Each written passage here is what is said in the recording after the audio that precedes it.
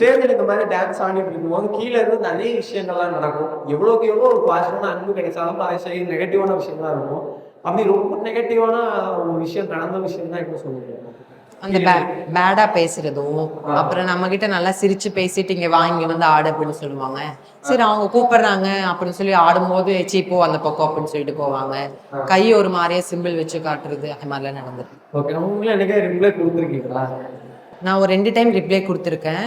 But ஆனா நெறைய பேர் வந்து வீடியோ எடுத்துட்டு இருப்பாங்க இல்லையா? இப்ப ரீசென்ட்டா நெறைய பேரோட வீடியோ இப்ப ட்ரெண்டிங்கா போயிட்டு இருக்குல்ல. இந்த பேடா அந்த மாரி வந்து நம்மளுக்கு நேம் வந்து டேமேஜ் ஆகக்கூடாதுன்னு சொல்லிட்டு நான் அதையும் இது பண்ணி அவங்க இந்த மாதிரி டேமேஜ் ஆகக்கூடாது அப்படின்னு சொல்லிட்டு. இப்போ உங்களுக்கு ஒரு வாய்ப்பு நான் ஒரு வாய்ப்பு. உங்களை என்னதான் வந்து நெகட்டிவ் கமெண்ட்ஸ் எல்லாரும் பண்ணியிருப்பாங்க, என்னதான் செஞ்சிருப்பாங்க. அவங்களுக்கு இந்த இடத்துல நீங்க ஒரு ரிப்ளை கொடுக்கலாம்.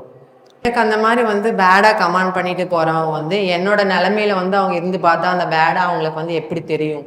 இப்ப என்ன மாரி வந்து டான்ஸ் பண்ணி அந்த மாரி ட்ரெஸ் போட்டு அவங்கனால ஆட முடியுமா அந்த இடத்துல?